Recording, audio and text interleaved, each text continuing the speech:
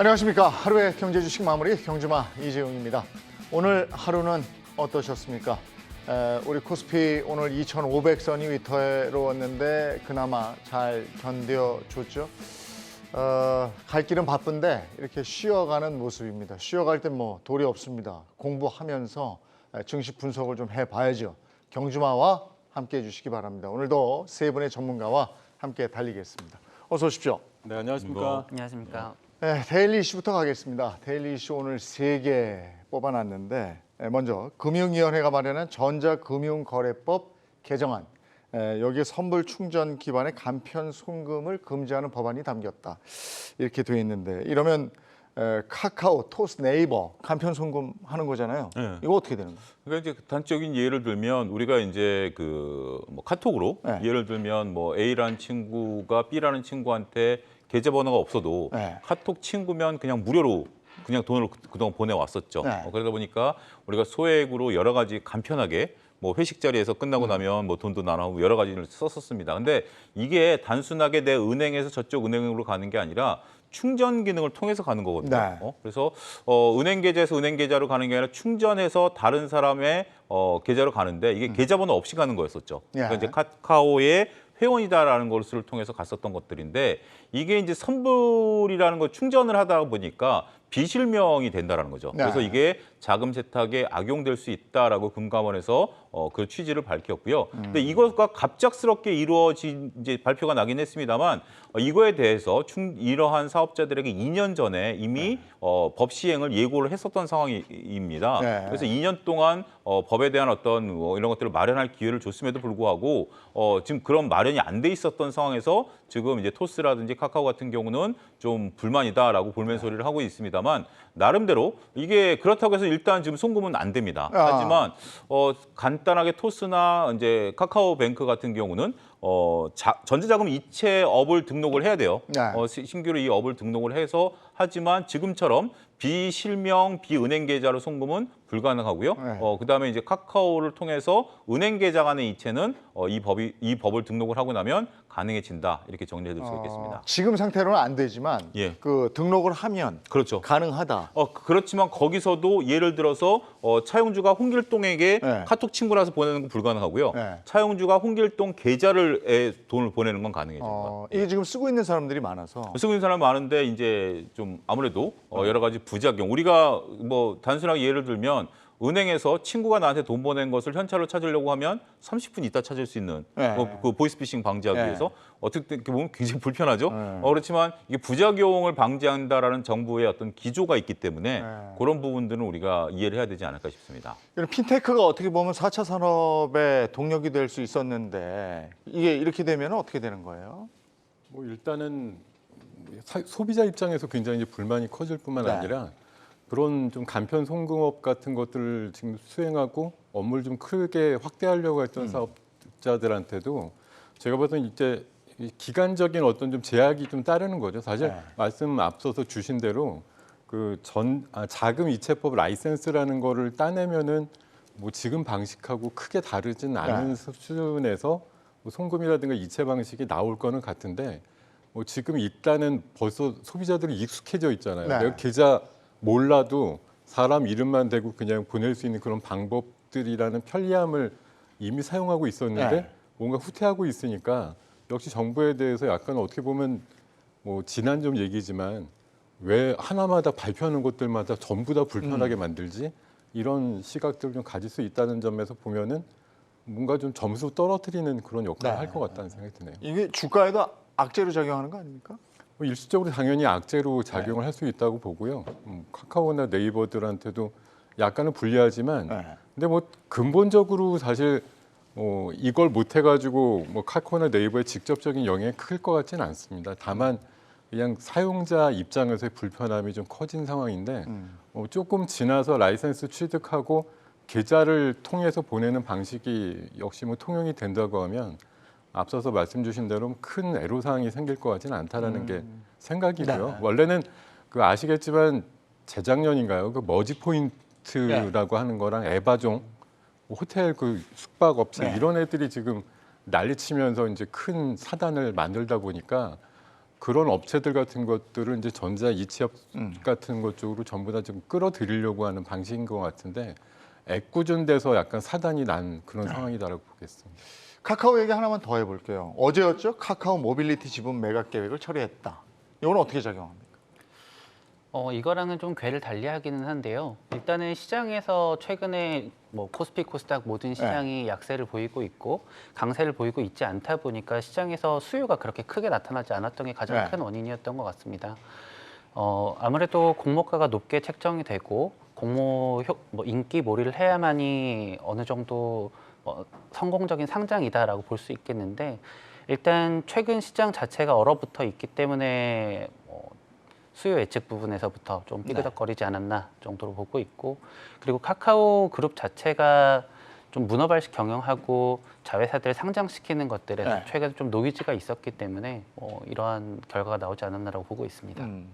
자, 첫 번째 이슈는 이쯤 하고요. 두 번째, 현대차 얘기입니다.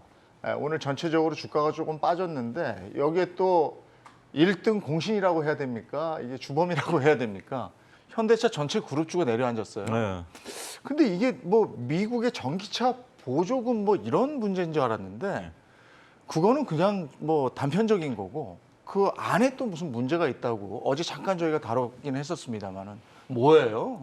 현대차가 이제 보조금 문제는 이제 어떻게 보면 우리가 겪어내야 될 상황인 것 같아요. 이 파고를 잘 넘겨야 된다라고 보여집니다. 보조금 문제로 인해서 현대자동차가 안 팔리는 건 아니에요. 그리고 일단 단적인 예를 들어드릴게요. 아이오닉 5가 지금 이제 미국에서 가장 많이 팔리고 있는 현대차인데 이게 경쟁차가 미국의 머스탱 마하 2라는 차가 있습니다. 근데 우리가 아이오닉 5가 지금 현재 미국에서 한 5,200만 원 정도에 팔리고 있거든요. 근데 이제 머스탱 마하 2 같은 경우는 미국 가격으로 5,700만 원이에요. 그러니까 500만 원 우리가 싼 거예요. 근데 이제 지금 대략 우리나라 돈으로 한 1,000만 원 정도 세액 공제를 받게 되면 오히려 이게 4,700만 원으로 내려앉는 거죠. 그렇죠. 마하 2가. 그래서 500만 원에서 더 싸지는 겁니다. 그래서 이 부분이 더 매출이 늘어날 것이다라고 보는데 저는 이 부분을 100% 받아들이지는 않습니다. 왜냐하면 단적인 예로 제네시스 1년 기다리는 거랑 K9 한 달 기다리는 거랑 K9으로 가시겠습니까? 쉽지 않죠. 그렇죠. 어떻게 보면 우리나라 이제 그 예를 들어 드리는 거예요. 많은 분들이 제네시스를 1년을 기다리지 K9 한 달 있다 나온다고 해서 하는 건 아닌 것 같아요. 그래서 결국 500만 원의 어떤 민감한 분들은 마하로 가겠지만 결국 아이오닉이 좋다라는 분들은 500만 원 더 주고라도 살 가능성도 있다라고 봐요. 근데 문제는 이 법이 내년 1월에 더 강화된답니다. 시행령이 더 강화되면서 지금은 당장 미국 공장에서 짓는 것만 보조가 된다. 하다 보니까 미국에서 팔리는 전기차의 70%가 해당이 안 되는 거예요. 그렇지만 미국은 이 법을 오바마 때부터 미국의 리쇼어링 정책을 밀고 나가는 일환으로 보고 있는 거고 미국에서 생산해야 되고 이제는 부품까지 들여다보겠다는 거거든요. 그래서 결국 2025년 미국 공장이 완공되는 그 현대차의 미국 공장이 완공되는 시기까지는 계속해서 노이즈로 작용할 수밖에 없을 것으로 보여지고요. 그 사이에 이제 우리가 또 겪어야 될 거 있죠. 노사 문제. 우리는 지금 라인을 옮기는 것을 현대차 같은 경우 노조랑 협의 사항이기 때문에 당장 아이오닉 5 미국으로 라인 옮겨야 되는데 이제 이중 생산해야죠. 노조가 과연 어떻게 받아들일 것인가부터 해서 그런 노이즈들이 좀 나타나다 보니까 현대차 그룹주들이 전반적으로 지금 흔들리고 있는 상황이다 이렇게 봐야 될 것 같습니다. 근데 현대차, 기아차 그 보조금 문제 이거는 제가 이제 조금 전에 말씀드렸듯이 한 편이고 근데 다른 게 또 있는데 자꾸 무슨 현대 모비스 얘기는 왜 자꾸 나오는 거예요?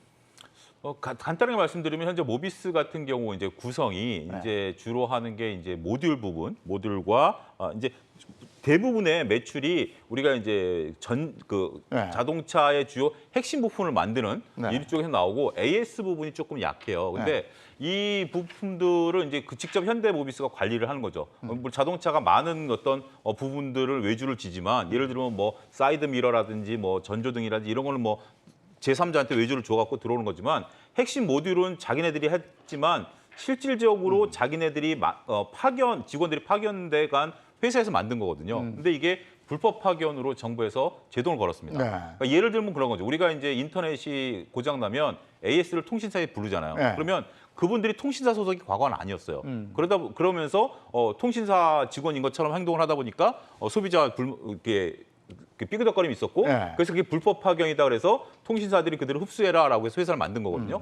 그런 것처럼 지금 현대모비스가 그러니까 이제 어떤 그 근로 문제 이런 것들에 따라서 정부에게 일침을 당했고 그러면서 그럼 회사를 그럼 만들어서 그들을 수용해야 되는 과정에서 이참에 지배구조 개편까지 좀 나가보자라는 것들이 지금 이제 시장에서 보는 시각이고 거기에 따라서 지금 현대모비스가 어떻게 회사를 꾸려가겠다라는 구체적인 방안은 아직 안 나왔습니다. 근데 만약에 현재 지금 언론에서 보도되는 것은 핵심인 모듈 부분을 이제 회사를 만들고 현대모비스 같은 경우는 연구개발과 AS만 남는다라고 한다면 실질적으로 70%는 떼주고 30%밖에 안 남는 상황이 연출이 될 가능성이 있기 때문에 현재 시장이 좀 불안하다 이렇게 보고 있는 것 같습니다. 그러니까 자율주행 부분 분사 얘기 나오고, 그 다음에 이제 지금 말씀하셨지만 기업의 지배 구조 개편 뭐 이런 얘기 나오니까 악몽이 떠오르는 거거든요. 그래서 다들 이건 뭐지 하면서 주춤주춤 하는 것 같아요. 근데 저희가 엊그제만 해도 야 테슬라 이렇게 잘 나가는데 현대차는 왜 이렇게 주춤하지? 그런데 이제 조만간 20만 원 넘으면서 한번 날아갈 거야 이런 얘기를 했었어요. 근데 바로 그 다음 날 어제였죠. 어제 뚝 떨어지는 거예요. 이상하다 했어요. 그랬더니 이런 얘기들이 나오기 시작했거든요. 시장에서는 어떻게 반응합니까?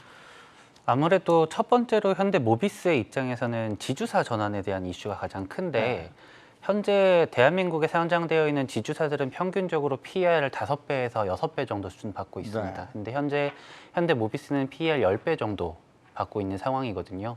그러다 보니까 이게 온연하게 지주사의 역할로 가게 된다면은 더 낮은 밸류에이션 멀티플을 받아야 한다라는 가정들이 기본적으로 깔려 있는 것 같고요. 그것뿐만이 아니라 현재 지주사로 전환을 하게 된다면 20% 룰이 있습니다. 상장사의 경우에는 20% 이상 자회사 지분을 가지고 있어야만 하는데 현대차의 경우에는 20%를 넘게 가지고 있지만 나머지 뭐 현대 오토에버라든지 건설이라든지 이런 상장사들은 아직 20% 지분을 못 채우고 있거든요. 그런 경우에는 20% 이상 채워주거나 아니면 전체 뭐 매각 처리를 하거나 해야 되는데 지금 안 그래도 시장이 조금 뒤숭숭한 상황에서 이러한 오버행 이슈까지 겹쳐지면서 현대차 포함 모든 모비스와 관련된 기업들이 최근에 약세를 보이고 있는 현상이 나타나고 있다라고 봐주셔야 될 것 같습니다. 그래서 20만 원 넘을 거야, 그래서 한번 날아갈 거야 하던 현대차가 지금 19만 원은커녕 그 밑으로 떨어졌단 말이죠. 네. 현대차 그룹주를 가지고 있는 분들은 이런 상황에서 가지고 있어야 됩니까? 어떻게 빨리 처분을 해야 됩니까? 아니면 더 사야 됩니까? 이걸 단기적으로 보느냐 장기적으로 보느냐의 문제인 것 같아요. 아무래도 단기적으로 트레이딩을 많이 하시는 분들이라면 이런 악재가 나왔을 때는 일단 소나기를 피하는 방법도 맞다 정도이겠지만 장기적으로 내가 현대자동차 그룹에 투자를 할 때 특히나 현대차의 전기차 부분에 좀 많이 매력을 느끼고 투자를 한다라고 했을 때는 좀 기회로 느낄 만한 가격대에 오지 않나라고 보고 있습니다. 아무래도 최근에 현대자동차가 시장에서 지수 대비해서 아웃퍼폼 했던 가장 큰 이유는 테슬라의 전기차 시장 점유율의 4분의 1 정도 수준까지 현대차가 따라잡았는데 이제는 현대자동차를 단순한 완성차가 아니라 전기자동차 회사의 밸류를 어느 정도 적용을 해야 되지 않을까라는 논리가 생기면서였거든요. 그런데 이런 시장의 기대감이 생기는 와중에 이런 급락이 나왔다면 장기적으로 현대자동차의 전기차 시장 점유율 확대에 대해서 긍정적으로 보고 있는 분들은 장기적인 관점에서 매수를 좀 고민할 만한 가격이다라고 보고 있습니다. 이런 건 어차피 이제 수습이 될 거니까 네. 그 장기적으로 본다면 지금 가격적인 메리트가 있으니까 담는 것도 나쁘지 않다. 네. 단기가 아니고 이건 장기를 전제로 말씀하시는 맞습니다. 거고요. 김동현 파트너님은 어떻게 생각하십니까? 제가 제 입장이라고 하면 현대차 같은 경우 이번 하락을 통해 가지고 앞서서 우리 차영주 소장님 말씀 주신 대로 사실 우리나라에서 만든 전기차만 지금 이제 못 받는 건 아니고 미국산만 아니라면 더 그런 거고 사실 내년부터는 더 강화된다고 말씀하신 부분이 그 배터리 쪽에 있어서 또 중국산 비중이 어느 정도 들어가게 되면 더욱 더 이제 강화돼 가지고 그건 2024년 2024년도인가요? 그런 정도로 이제 강화되는 흐름이라서 근데 어차피 배터리 쪽에 있어서는 소재단에 약간 그 출처의 문제가 좀 있긴 하지만 어차피 우리나라 아니면은 중국 아니면 다른 대안이 사실 없는 상황이라서 지금 법은 굉장히 엄격하게 만들어지고 있지만 약간의 이제 그 유도리라고 할까요? 그런 부분이 적용될 부분도 분명히 있다는 생각이 들기 때문에 현대차 지금 모비스나 뭐 글로비스 이슈로 빠진다거나 이런 부분이 같이 좀 간섭을 받고 있다고 하면 18만 원대 초반 정도에서는 좀 매수 관점이라고 저는 생각하고 있습니다. 지금 그냥 이거 무너지나 봐 하고 파는 게 능사는 아니다. 네, 오히려 저점으로 갈수록 조금 더 사는 게 버티는 게 괜찮지 않겠는가? 네, 제 입장에서는 만약 내일 아침부터 어떤 결정을 해야 된다고 하면 판다기보다는 사는 쪽으로 대응할 것 같아요. 또 현대차 그룹주 안에서도 또 이게 엇갈리지 않겠습니까? 그렇죠. 저는 그렇게 좀 이렇게 나눠서 봐야 된다라고 네. 봅니다. 결국 현대 모비스 같은 경우는 우리가 가장 주주들이 좀 이렇게 싫어하는 네. 분할 이슈가 좀 있는 거죠. 분할 이슈가 있다 보니까 어떻게 쪼개질지에 대한 어떤 그러한 가능성 때문에 저는 더 상대적으로 위축이 된다라고 보여지는 거고요. 원래 그 전에 보더라도 이제 글로비스는 물류를 담당하는 거고 모비스 같은 경우는 핵심 부품 더군다나 전기차에 있어서 부품이 줄어드는 과정에 있어서 모비스는 핵심 부분을 계속 걸 것으로 지난달만 하더라도 여기서 얘기를 했었던 것 같아요. 네. 근데 이제 이게 갑자기 이제 노동청의 어떤 결정에 따라서 바뀌게 된 상황이기 때문에 이제는 지배구조 개편과 관련해서 오히려 글로비스 쪽에 대주 지분이 많다 보니까 힘이 좀 쏠리는 입장이죠.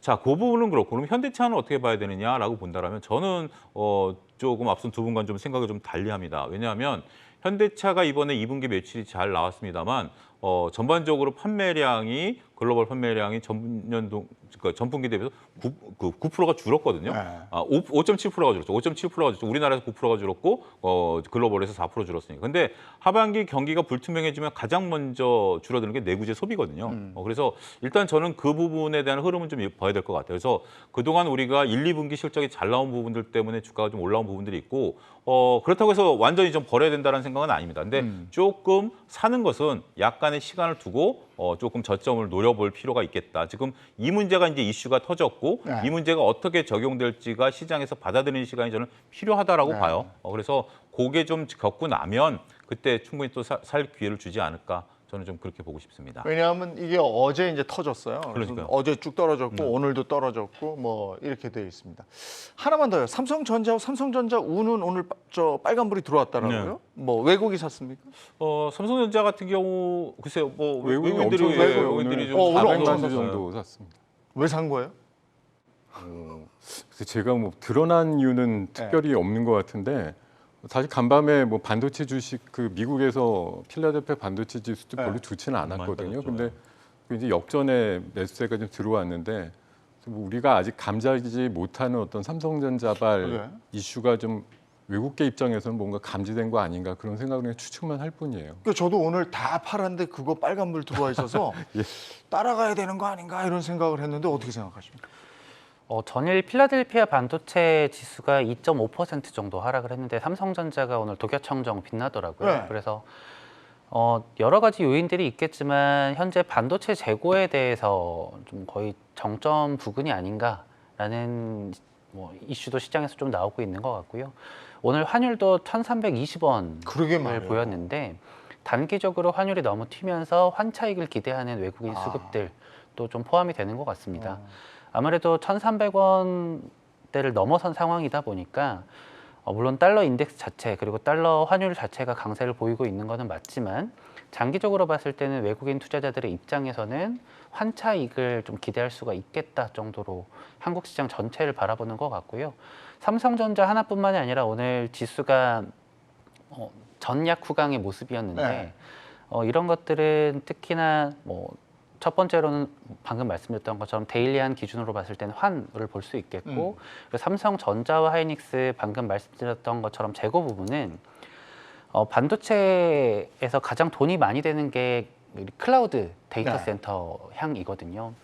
그런데 이 가장 큰 클라우드 데이터 센터를 운영하고 있는 알리바바, 아마존, 마이크로소프트, 구글 알파벳 이런 기업들의 재고가 반도체 빅사이클이 있을 때는 4주 가량의 재고가 있었고 반도체 업황이 가장 안 좋았을 때는 15주 가량의 재고가 있었다고 합니다. 네. 그런데 현재 약 15주 가량의 재고가 있는 상황에서 그리고 하이닉스의 PBR 멀티플도 역사적인 하단 0.9배 부근에서 네. 좀 매매가 되고 있기 때문에 반도체 업황 전반적으로는 지금 모두가 어둡다라고는 말하고 있지만 좀 장기적인 안목을 가지고 있는 투자자들의 입장에서는 반도체가 지금 나쁜 선택만은 아닌 것 같다라고는 보고 있습니다. 아직 뭐 갈 길이 멀지만 오늘 삼성전자 우가 빨간불로 빛나서 한번 여쭤봤고요. 간단하게 환율 네. 좀 말씀드리면 1,320원에서 1,250원 우리가 이제 안정권으로 보면 1,220원까지 오면 환 차익만 5.7%입니다. 이건 뭐 무시 못하죠. 예. 그 부분도 여러분들이 환이 뒤로 더 밀리면 네. 외국인들이 상대적으로 들어올 가능성이 열리는 거죠. 근데 1,300원대에서 너무 오래 가요. 이게 언제 내려올지 모르겠어요. 달러가 꺾여야 되겠죠. 달러가 글쎄. 꺾이지 않으면 지금 이제 뭐 달러 베이스로 철저히 움직이는 거니까 오늘 같은 경우도 이제 뭐 유로화 약세, 달러 네. 강세 그러다 보니까 원화 약세 이렇게 가는 거기 때문에 네. 그 부분은 글로벌리 다 체크해야 될 것 같습니다. 네. 예.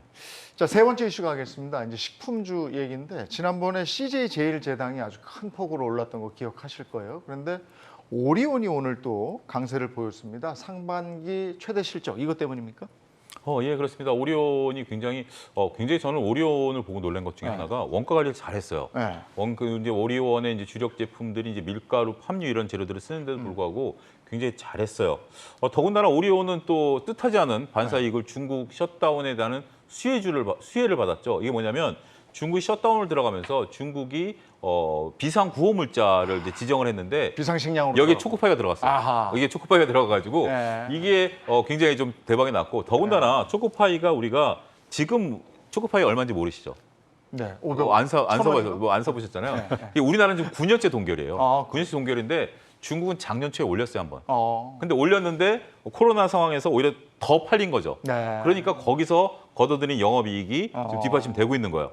그런 부분들이 있다. 중국에서 그때 당시에 불매 운동이 일어나고 네. 한국은 안 올리는데 왜 우리는 올리냐 막 이런 것도 있었긴 했습니다만 하는데 또 한 가지 오리온이 좋은 게 뭐냐면 다양한 스낵들을 만들어내는데 네. 여기에 다 가격을 전가시켜 버렸어요. 아하. 우리가 이제 라면 값하고 이제 농심과 이제 오리온을 비교하는 거 꼭 필요하다고 보여지는데 농심 같은 경우 실적이 박살났죠. 적자 전환돼 버렸잖아요. 네. 굉장히 충격을 받으셨던 분들도 있을 텐데 저도 충격을 좀 받았고요. 여긴 주력이 라면이고 라면 같은 경우 더군다나 국내 생산이 많다 보니까 현지 공장 생산이 많다 보니까 네. 환 차익도 못 받았어요. 그러니까 고스란히 환에 노출된 상태에서 라면이 주력이다 보니까 두드려 맞았고 오리온 같은 경우는 환에 대한 이득도 봤습니다만 슬그머니 스낵 가격을 올려버림으로써 더군다나 가격을 전가시켰다라는 부분에 있어서는 같은 먹거리지만 회사마다 이렇게 차별화가 이루어지고 있구나 이런 것들이 좀 드러난다라고 말씀드릴 수 저 있습니다. 초코파이하고 오감자도 오리온 겁니까? 그게 베트남하고 러시아에서도 그렇게 인기라면서요. 그래서 거기서도 각광을 받는다면서요. 예, 오감자도 오리온 거 맞고요. 뭐 이번에 러시아 전쟁 이슈가 있었는데도 불구하고 사실 뭐 자동차는 어제 뉴스 보니까 뭐 현대차 출고가 제로다 이래가지고 걱정이다 이랬습니다만 뭐 스낵류라든가 그 오리온 쪽에서 현지화를 해가지고 이미 뭐 거의 넘버원 스낵으로 러시아 내에서 평가받고 있는 네. 그 초코파이라든가 이런 부분들은 매출 단에 어떤 애로사항이 거의 없이 꾸준한 매출을 계속 이어 나가는 걸로 좀 보고 있습니다. 군대 갔다 온 분들은 다 아시겠지만 군인 때 제일 많이 먹었죠. 너무너무 맛있었죠. 장교시니까 화장실에서는 안 드셔보셨을 거 아니에요. 아유, 저도 저 침대 안에서도 훈련 받을 때 먹기도 하고 막 이랬었습니다. 근데 세계적으로 사랑받는 식품이 됐다니까 좋은데. 지금 초코파이가 진짜 대단한 게 네. 그 마트나 이제 가보시면 그냥 단순 초코파이 그 마시멜로우가 들어있는 그 맛은 기본이고 굉장히 다양한 맞아, 뭐 바나나도 시도들이 있고 뭐 나오거든요. 그렇더라고요. 뭐 이번 여름에 히트친 게 수박 맛이라고. 아, 수박 맛도 있어요. 예, 수박 맛이 이렇게 인기였다고 하죠. 먹어봐야 돼요. 그러면 그 이제 저희가 오리온 뭐 집중해서 얘기를 했는데 그 외 식품주들은 앞으로 어떨 것 같습니까? 식품주들 방금 뭐 농심의 경우에는 원가 관리를 잘 못했고 라면 비중이 상당히 높은데 네. 특히나 내수 비중이 많이 높거든요. 근데 방금 말씀해 주셨던 것처럼 라면 값을 동결하면서 가격 전가를 못했습니다. 다시 말해서 PQC의 관점에서 네. P는 그대로인데 C가 올라간 케이스이거든요. 네. 그러다 보니까 뭐 순이익이 급격하게 떨어진 케이스인데 똑같은 라면을 만드는 회사들도 각각 좀 다른 모습을 보였습니다. 예를 들어 삼양의 경우에는 해외 매출 비중이 좀 비교적 많이 높은 편이어가지고 환수해도 많이 봤었고요. 그리고 오뚜기 같은 경우에도 라면을 좀 많이 판매를 한다고 생각을 하지만 실제로는 그 간편식 식자재의 비중이 좀 상당히 높습니다. 네. 그렇기 때문에 이 부분에서 좀 순이익 부분에서 좀 호조가 나왔었고 네. 그리고 가격 인상도 좀 동시에 했었어요. 라면은 가격 인상을 못했지만 그걸 제외한 식음료 부분에 있어서는 작년 혹은 올해에 뭐 가격 인상이 조금씩 있었기 때문에 네. 가격 전가를 할 수 있었던 음식료 업종의 경우에는 주가에서도 좀 탄탄한 흐름을 보여줬다. 반면에 가격 전가력이 없었던 원자재 가격의 인상분을 그대로 직격탄을 맞아야만 했던 기업들의 경우에는 좀 방향이 많이 달랐다 정도로 봐주셔야 될 것 같습니다. 네, 여기까지 이슈 점검을 한번 해봤고요. 이번에는 영국 얘기를 지금 안 할 수가 없습니다. 인플레이션이 상당해요. 지수도 2자리가 넘었죠, 아마? 예, 굉장히 좀 심각하다라고 네. 합니다. 지금 뭐 성인 16%가 지금 기사를 보면 네. 끼니를 굽는다, 뭐 이런 정도의 얘기가 6명 중에 1명이 지출을 줄이고 끼니를 거른다. 제가 저 영국은 이 기사를 통해서 봤는데 뭐 스페인 같은 경우는 네. 햄버거 하나가 우리나라 돈으로 25,000원? 아, 뭐 그렇게 뭐 되니까 이 물가가 굉장히 높은 거죠. 네. 어떻게 보면 전 세계에서 외식 물가가 우리나라는 어떻게 보면 상대적으로 싼 것 같아요. 전반적으로. 근데 이런 부분들이 있다라고 보면 상당히 이 물가 문제가 상당히 네. 심각하다 이렇게 보고 제가 어저께 우연찮게 유튜브를 하나 봤는데 그 미국에 이제 그 결혼하신 분이에요. 여성분인데 거기 현지로 살고 계신 분인데 그분이 미국 현지 보도 내용을 이제 유튜브에 올렸는데 거기에 설문에 대답한 사람 중에 40%가 네. 우리나라 돈으로 지금 현재 120만 원이 잔고에 없답니다. 미국 같은 경우는 이제 그 저축을 잘 안 하는 패턴이긴 하지만 네. 그 정도로 좀 소비가 위축이 돼 있어서 전반적으로 봤을 때 이 물가에 대한 압박을 받는다는 거죠. 예. 지금 미국만 하더라도 모기지 이자가 전년 동기 대비해서 2배가 늘었거든요. 네. 그러니까 지금 월급 받아서 이자를 2배를 내다 보면 소비를 줄일 수밖에 없죠. 우리도 지금 연끌하신 분들이 소비를 줄일 수밖에 없는 네. 거. 영국도 마찬가지고 이쪽은 원래 외식 물가가 굉장히 비쌌었던 곳인데 그런 것들을 감안하게 된다라면 상당히 조금 뭐 영국 물가 뭐 어마어마하다라고 네. 저도 얘기 들었는데 그 부분이 지금 이제 부각이 되고 있다. 그래서 실질 임금이 줄어들고 있고 네. 이런 것들이 경기 후퇴로 나타나면서 현재 지금 유럽에 대한 어떤 경기 불안이 증폭되고 있다 이렇게 좀 말씀드릴 수 있겠습니다. 요즘 이제 부쩍 유럽 경기에 대한 얘기를 많이 하고 있는데 유럽의 공포는 이제 겨울의 시작이다 뭐 이런 얘기예요. 네, 지금 그 부분 때문에 사실 굉장히 저희도 좀 걱정하는 네. 부분인데요. 푸틴으로 이제 촉발된 네. 뭐 그 이제 기름이라든가 가스 쪽에 대한 공급에 대한 어떤 그 양을 좀 조절하는 문제 그리고 네. 이미 또 여러 나라들 동유럽 국가들 친서방적인 동유럽 국가들 쪽에 기름이나 가스를 이미 끄는 나라들도 있고 하기 때문에 네. 지금 일각에서는 러시아에서 엊그저께 경고 나온 게 뭐 가스 가격 앞으로 가을에 한 60% 정도 더 올라갈 수도 있다라는 얘기들도 있었고요. 그런 것들 때문에 이제 각국이 뭐 LNG라든가 기름 비축을 위해서 혈안이 돼 있거든요. 네.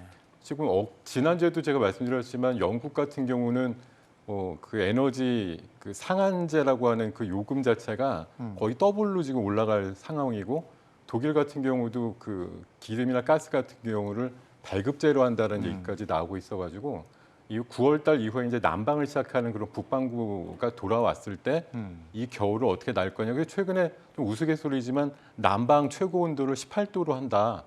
그리고 목욕은 5분 이내로 한다. 이런 네. 식으로 지금 뭐 생활 지침이라고 할까 이런 것들이 좀 하달되고 있는 상황이라고 합니다. 장작되는 법 뭐 이래가지고 또 유튜브에 돈다면서요. 우리 한번 유가 많이 올랐을 때 네. 그 비닐하우스 하시는 분들이 네. 연탄 보일러로 바꾸고 했었던 갑자기 그 생각 나네요. 예. 그리고 이거 영국발 물가 충격이 글로벌 달러 인덱스에도 영향을 미쳤다. 지금 달러가 우리 오늘 1,320원 아까 보여줬습니다만은 이렇게 된 것도 여기에 영향이 있는 거 아닙니까? 에너지뿐만이 아니라 지금 인플레이션 전반적으로 가지고 있는 가장 큰 요인 중에 하나가 미국의 경우에는 첫 번째가 이제 유가, 네. 그리고 두 번째가 뭐 중고 자동차가 정도였고요. 그리고 유럽의 경우에는 자동차 가격보다도 이 에너지 부분이 특히나 컸습니다. 네. 지금까지 계속 얘기해 주셨지만 실질적으로 작년에 비해서 지금 이미 그 에너지원으로 쓰이는 가정에서 드는 비용이 한 6배가량 증가를 했다고 네. 하더라고요. 실질적으로 인플레이션이 약 2자릿수가 나오고 있고 실질 임금은 늘지 않고 있는데 그 영국이 7월 소비자 물가 지표가 시장 예상치를 상회해서 네. 10%가 넘는 상황이 예. 나왔거든요. 그러다 보니까 지금 최근에 시장이 7월 초부터 지금까지 어느 정도 안도 랠리를 했던 가장 큰 이유 중에 하나가 유가가 어느 정도 빠지고 있으니, 그리고 중고차 가격이 빠지고 있으니 인플레 피크아웃이 왔겠어. 앞으로 인플레이션은 점차 완화될 거야라는 기대감이 있었습니다. 네. 그런데 영국에서 시장 기대치를 훨씬 상회하는 네. 소비자 물가 지표가 나와 버리니까 아무래도 인플레이션이 우리가 예상하는 것보다 더 오래 갈 수 있겠다라는 것 때문에 안전자산 선호 현상으로 달러가 강세 보였던 것도 있고요. 그리고 달러 인덱스가 달러 자체가 얼마나 강세냐 약세냐를 보여주는 바로미터인데 이 달러 인덱스는 뭐 유로화, 그리고 일본의 엔화, 그리고 뭐 영국의 파운드화를 모두 포함해서 한 6개 국가의 화폐랑 네. 비교를 합니다. 그런데 영국 그리고 유로존에서 인플레이션이 가시려면 멀었겠구나라는 시그널이 나오면서 오히려 유로화나 뭐 파운드화 대비해서 훨씬 더 좀 달러 자체가 강세를 보였던 하루였다라고 봐주셔야 될 것 같습니다. 그러니까 영국이 전 세계에 또 이렇게 영향을 미치고 있는 거고, 네. 인플레이션 먹구름 또 강달러의 기조. 지난주까지 미국장 괜찮았던 것 같은데요. 계속 지금 좀 하락하고 있잖아요.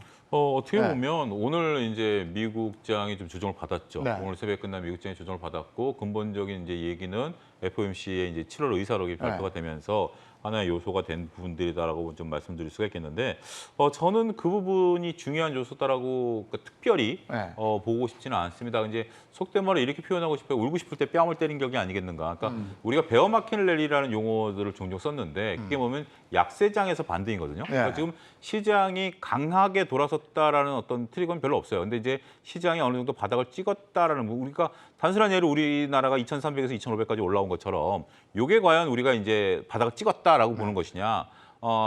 바닥을 찍은 거는 이제 지금 다들 인정하죠. 그러면 여기서부터 다시 2,800, 2,900까지 가느냐라고 해서는 많은 분들이 동의를 안 할 거예요. 예. 거기 이제 어느 정도 자율반등 구간이다.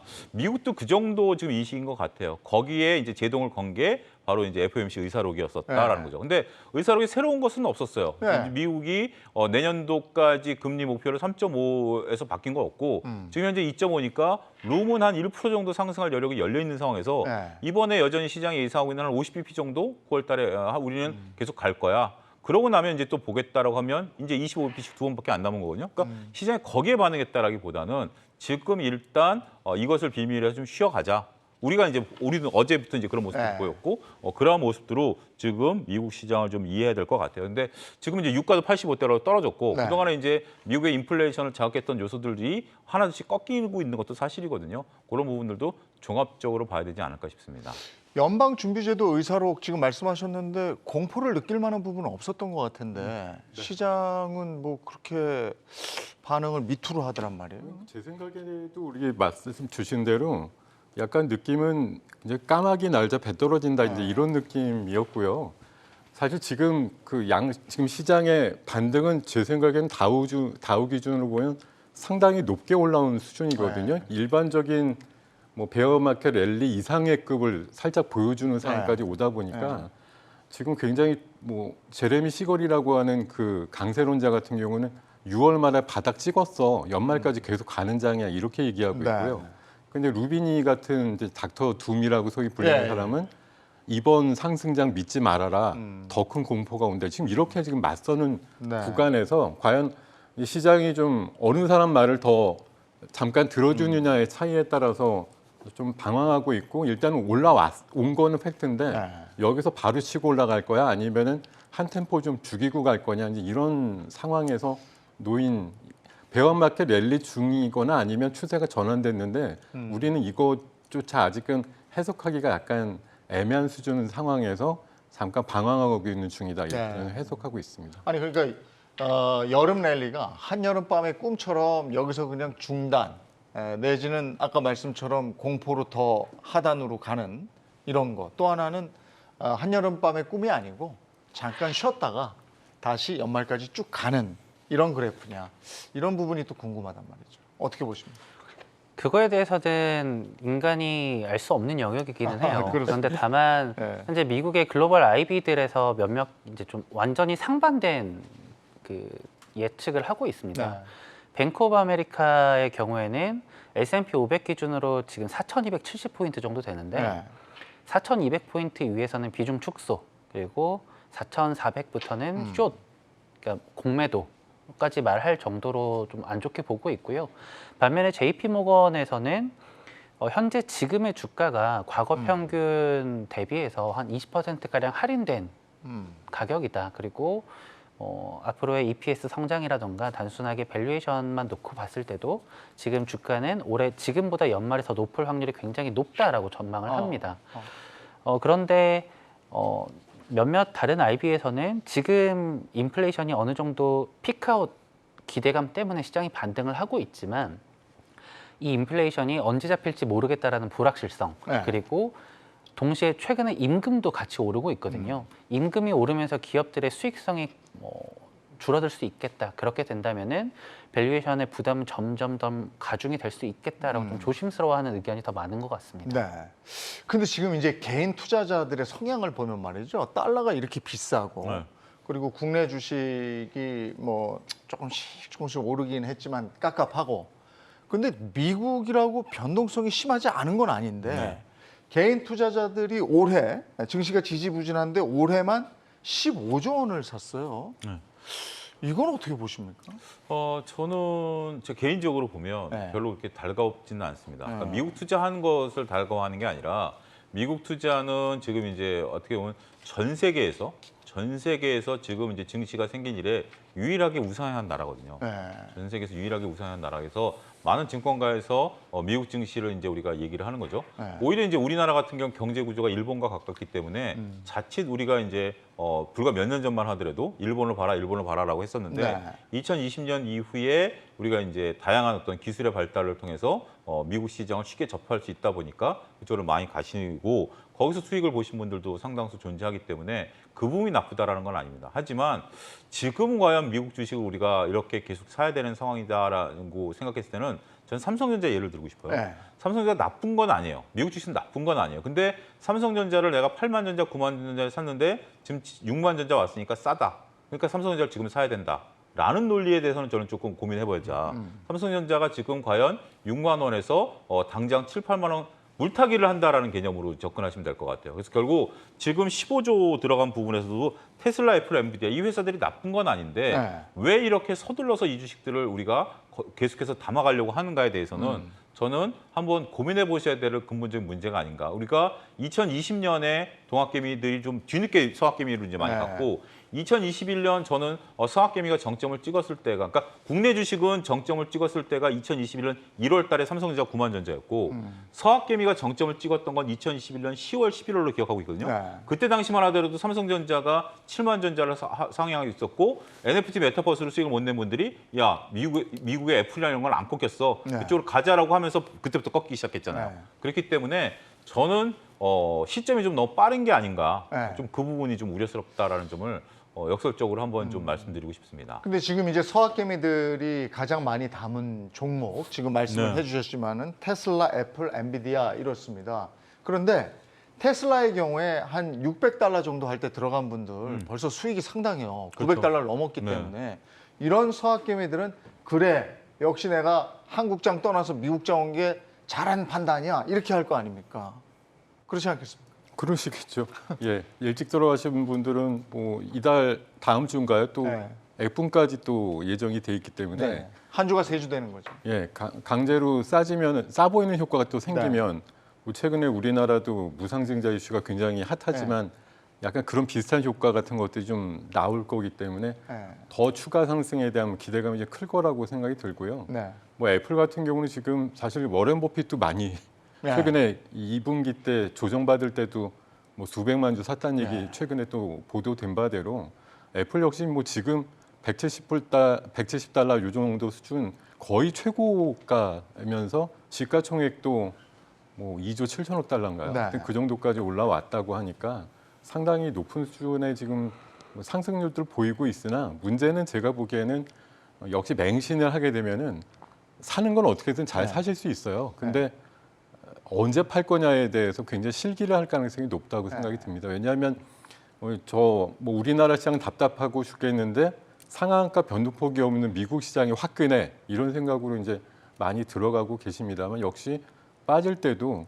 무차별하게 빠질 가능성도 충분히 있는 게 또 미국 시장이라는 생각인데 역시 계속 뭐 내가 산 가격이 저 아래니까 참고 있을 만한 이렇게 생각을 하시겠지만 지금 뭐 앞서서도 말씀 주신 바대로 경기 침체가 실제 현실화되었을 때 네. 지금 정도 작년 연말에서 올 상반기까지 나왔던 기술주의 조정이라는 것이 과연 일회성이었을까 이런 거에 대해서도 한번 염두에 주실 필요가 있을 것 같습니다. 조금 전에 서학개미들이 가장 많이 담은 종목해서 그래프를 보여드렸습니다만은 대부분 기술주에 편중돼 있어요. 네. 경기 침체 국면에서 기술주에 저렇게 편중돼 있는 저거 어떻게 보십니까? 아무래도 기술주가 보면은 시가총액 상위가 대부분입니다. 현재 대한민국의 경우에는 기술주가 시가총액 상위 탑 10에 그렇게 많지는 않아요. 네. 그런데 현재 미국의 경우에는 시가총액 탑 10에 뭐 벅셔 회사회의를 제외하고는 하나밖에 없거든요. 네. 실질적으로 10개 중에 8개가 기술주입니다. 근데 우리한테 가장 익숙하고 시가총액 상위 업종이니까 한국에 계신 많은 투자자분들이 첫 번째로는 아주 쉽게 뭐 큰 고민을 안 하시고 매수를 하셨던 것 같고요. 네. 두 번째로는 코로나 이후로 뭐 저금리 그리고 유동성 공급 완화 이런 이슈들 덕분에 이러한 기업들이 수혜를 많이 받고 네. 수익을 뭐 영업이익률이 급증을 하면서 동시에 멀티플이 확대되면서 뭐 4배, 뭐 5배씩 올랐던 그런 시기였습니다. 그런데 기술주가 익숙하고 많이 빠졌으니까 산다라는 게 좀 상당히 위험한 것 같습니다. 네. 단순하게 고점 비해서 많이 빠졌다, 그럼 싸다라고 해서 투자를 하기보다는 실질적으로 이 회사가 왜 이렇게까지 빠졌을까에 대한 고민이 필요한 것 같아요. 첫 번째로는 같은 빅테크 혹은 광고를 주된 사업으로 영위하고 있는 기업들 중에서도 매출액이나 영업이익이 꺾이지 않는 기업들이 있거든요. 구글 알파벳이 가장 대표적인데 오히려 뭐 매출액과 영업이익이 동시에 꺾이면서 멀티플의 축소까지 동시에 일어나는 기업들, 뭐 메타 같은 기업이 가장 대표적입니다. 이런 기업들은 하락의 질적인 문제가 완전히 달랐다고 저는 보고 있어요. 이런 뭐 광고 산업으로 그 회사의 수익을 영위하고 있는 회사들은 실질적으로 경기가 턴어라운드 하고 나서 한 2개월 정도 혹은 2개월에서 4개월 정도 후행적으로 주가가 반등을 하는 게 일반적이었는데 많이 빠졌으니까 더 많이 반등하겠지라는 조건 이런 가정으로 들어가기보다는 실질적으로 이 회사가 왜 이만큼 주가가 빠졌고 매출액과 순이익이 어느 정도 조정을 받았고 멀티플의 위치는 어느 정도 있고 그렇다면 이 가격이 정말 충분히 고민했을 때 싼 가격인가 라는 좀 공부가 먼저 가장 필요한 것 같습니다. 그리고 또 요즘에 이제 엔화하고 유로화가 약세니까 엔화를 사든지 유로화를 사든지 또는 엔화, 유로화를 가지고 그쪽 주식에 직접 투자하는 분들도 늘었어요. 네. 이건 어떻게 보세요? 근데 저는 이제 그런 부분들은 더 정밀해야 된다라고 봅니다. 이게 환율과 기업들의 실적이 맞물려야 되는 부분들이고 이런 부분들은 저는 이제 예를 들어서 거액 자산가들이라면 네. 하나의 어떤 뭐 포트폴리오 차원의 접근 충분히 가능할 수 있죠. 그러니까 뭐 또 내가 거액 자산가라면 달러를 그러니까 지금 같은 경우 이제 엔화를 사둔다라든지 네. 이런 부분에서 이제 어느 정도 규모의 경제 수익을 좀 볼 수가 있겠죠. 하지만 그냥 내가 뭐 저는 뭐 몇 억 도 아니라 뭐 몇 천만 원 이렇게 정도 하는데 이쪽이 좋을 것 같다. 엔화가 충분히 싸졌으니까 엔화를 한번 사가지고 여기서 하겠다라고 했을 때는 우리가 이제 여러 가지를 생각했죠. 일단 수수료, 환전 수수료, 그다음 시점을 또 맞춰야 되는 거죠. 네. 지금 이제 엔화가 충분히 싸진 건 사실이에요. 충분히 지금 뭐 1,000원 이하로 살 수 네, 있으니까. 그렇습니다. 그렇지만 그걸 다시 되팔 때는 지금 뭐 굉장히 갭이 커요. 그런 부분들이 수수료 갭이 크기 때문에 그런 부분들에 대한 어떤 불안전성, 더군다나 지금 주식 시장에 대한 전반적인 그 시장의 불안정성까지 감안하게 된다면 이거는 개인분들이 하기에는 쉽지 않은 영역이다. 저는 그렇게 좀 말씀드리고 싶습니다. 미국 달러 강세 때문에 이제 다들 걱정을 하는데 서학 개미가 이렇게 많아지면 환율에도 영향을 받는다. 이건 일정 부분 맞는 얘기입니까? 국민연금이 실제로 그랬고 그건 네. 미국에서도 나온 얘기죠. 예. 그러면은 좀 줄어들지 않겠지만, 그죠? 근데 지금 이제 1,320원 정도 하면 1,350원 정도 간다는 예측도 있습니다만은 상당히 오른 거잖아요. 그렇죠. 그러면 그 생각도 해봐요. 이걸 지금 달러를 가지고 계신 분들은 이걸 좀 어느 정도 팔아서 국내 주식으로 들어오면 어떨까? 이런 생각하는 분들도 있어요. 어떨 것 같습니까? 그게 오늘 앞서서도 말씀드렸지만 삼성전자 외국인 매수의 가장 큰 동인일 수도 있거든요. 그러니까 조금 더 올라갈수록 이제 내리는 폭이 더 커질 수가 있다라는 기대감이 좀 있을 수 있으니까 뭐 그런 배팅을 할 수 있는 외국인들의 움직임이 좀 더 증가될 가능성이 높고 어떻게 보면 환율이 올라가서 물론 당장은 외국인들 입장에서 사기가 어렵겠다 이렇게 생각이 들겠지만 그 이면을 보면은 고점을 치고 내려갈 땐 더 열심히 살 수도 있겠는데 이렇게 네. 판단을 해볼 수 있는 선취매적인 어떤 네. 뭐 매수 전략도 구사가 가능할 거라고 생각이 듭니다. 외국계 자본이 하여간 6월 이후에 우리 주식을 야금야금 사고 있잖아요. 근데 시원하게 들어오는 건 아니지만 그래도 제법 들어왔잖아요. 네. 그럼 신흥국 시장을 다시 한번 살펴보는 계기는 되는 겁니까? 이게 본격적으로 들어오는 거라고 보지는 않는 겁니까? 어떻게 되는 겁니까? 지금 글로벌리 시장이 6월 말 이후 반등을 하면서 자금이 가장 많이 들어가고 있는 거는 미국 시장입니다. 그리고 신흥국 시장 전반적으로 매도 압력이 좀 완화가 되었다 뿐이지 대한민국은 조금 특이 케이스로 일부 외국인 자금들이 들어오고 있다 정도로만 봐주셔야 될 것 같아요. 네. 아무래도 뭐 러시아와 우크라이나 전쟁 이후에 원자재 가격이 급등하면서 이걸로 인해서 수혜를 본 신흥국들이 몇몇 있습니다. 네. 그런데 최근에 유가 가격도 어느 정도 하향 안정화가 되고 있고 곡물 가격도 어느 정도 하향 안정화가 되고 있는 국면에서는 신흥국에 투자를 해야 할 요인이 딱히 글로벌 플레이어 입장에서는 없거든요. 그렇기 때문에 신흥국 위주로 해서 좀 시야를 넓히기보다는 아무래도 미국 시장 그리고 대한민국 시장 정도로 좀 축약해서 보시는 게 훨씬 더 좋지 않을까라고 보고 있고 특히나 신흥국 투자를 하고 계신 분들은 환 전망이 굉장히 어렵습니다. 특히나 우리가 원달러 환율 전망하는 것도 굉장히 애를 먹고 있는데 네. 신흥국 화폐의 경우에는 더더욱 예측이 어렵거든요. 그렇기 때문에 신흥국 투자를 섣불리 하시기보다는 미국과 한국 정도 시장 위주로 많이 편중이 되어 있는 상황이고요. 방금 전에 얘기해 주셨던 것처럼 엔화라든지 유로화라든지 환 차익 때문에 투자하시는 분들도 꽤 있어요. 그런데 실질적으로 이거를 뭐 유럽 주식이나 일본 주식의 투자로 이어지시는 분들은 크지는 않습니다. 우리 주식을 가장 사랑하는 외국인은 역시 미국입니까? 현재로서는 그렇습니다. 미국하고 의외로 노르웨이 국부 펀드도 많이 좀 들어와 있고요. 노르웨이가. 아무래도 좀 그런 거죠. 글로벌 투자자들이 미국에 좀 많이 있다 보니까 더군다나 우리나라에 들어오는 것 중에 하나는 개인 자금들도 들어온 거죠. 네. 우리가 이제 중국 펀드 가입하면 중국 증시로 가는 것처럼 그런 부분들도 같은 맥락으로 보셔야 될 것 같아요. 한국 주식은 저평가돼 있다, 싸다, 뭐 이런 얘기 늘 하잖아요. 그럼 우리는 언제 고평가됩니까? 그러니까 저는 그 말 자체가 이제는 버릴 때가 됐다라고 보는 거예요. 저는 이런 예를 들고 싶어요. 저도 제 아들한테 그랬지만 너는 머리가 참 좋은데 노력을 안 한다 이런 얘기를 했었거든요. 그냥 공부 못하는 거예요. 공부 못하는 거지 머리가 좋은데 공부 못하는 게 아니거든요. 그러니까 우리는 지금 우리나라 상황에서 이대로 인정해야 될 것 같아요. 똑같은 기업이 미국에서는 20% PER 받는데 우리는 10%밖에 안 받으니까 네. 저평가다. 아니에요. 네. 우리는 10% 밖에 평가를 못 받는 거예요. 그런 거예요. 저는 그렇게 표현드리고 싶어요. 너무 웃으시네. 아니 확 와서 그렇지. 머리는 좋은데 노력을 안 해. 예. 그냥 그렇게 평가받는 거다. 그렇지. 지금 있는 대로 인정해야죠. 네. 왜냐하면 우리나라는 특수성 있잖아요. 뭐 오너라든지 뭐 아니면 정치적인 문제 뭐 여러 가지 있는 건데 이거를 그럼 미국이 없고 우리가 있기 네. 때문에 우린 저평가 이걸 없애주면 미국처럼 간다? 저는 그거는 조금 이제는 버릴 때가 됐다. 그러니까 지금 말씀하신 그거예요. 네. 한국 주식이 저평가된 이유, 네. 뭐 오너 리스크. 아니 머스크는 안 그렇습니까?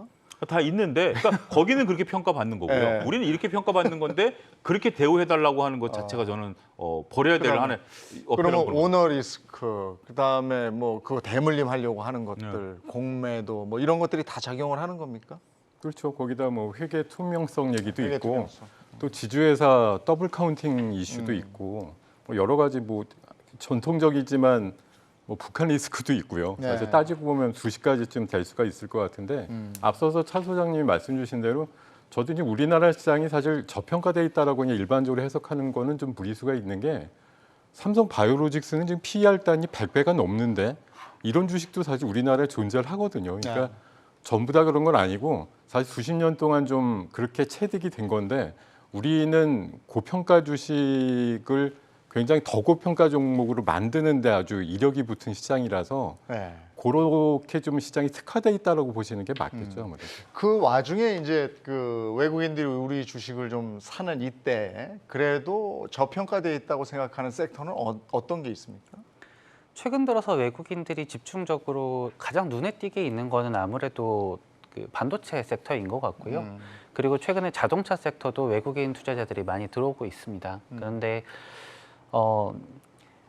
단순하게 저평가적인 요인도 있겠지만 대한민국 주식시장이 특히나 저평가되어 있는 거는 저는 산업 부분인 것 같아요. 네. 예를 들어서 네이버 같은 기업이 우리나라에 한 15개, 20개만 더 있었어도 네. 대한민국 증시의 밸류에이션 훨씬 더 높았겠지만 구조적으로 시클리컬 기업들이 많다 보니까 고 PER을 적용하지 못하는 것 같고요. 네. 외국인 투자자들의 입장에서는 단순하게 밸류가 싸다 그리고 뭐 환차익을 기대한다 이것뿐만이 아니라 반도체 업황 그리고 자동차 업황 부분에 있어서 대한민국에 있는 기업들이 이 가격이면 좀 괜찮은 가격이었던 것 같아. 그리고 장기적으로 봤을 때 이 정도라면 긴 어둠의 터널 끝 자락에 닿아 있는 거가 아닌가라고 좀 해석을 하는 것 같습니다. 네. 이번 주는 월요일 쉬고 화요일부터 시작이 됐죠, 장이. 오늘 이제 목요일입니다. 경주마는 오늘 목요일 여기까지 달리고 내일 장 지나서 월요일 장 끝나고 다시 오죠. 오늘 이 말씀 드리죠. 지금 당장은 계좌가 퍼렇게 멍이 들어있지만 시간은 언제나 투자하는 우리의 편이다. 너무 멀리 가 계시지 말고요. 경주마 함께 하시면서 가까이 모여 있다가 될 것 같은 그 시기에 그냥 한번 가서 달려봤으면 좋겠습니다. 고맙습니다. 오늘 여기까지 하고요. 다음 주 월요일에 뵙겠습니다. 고맙습니다.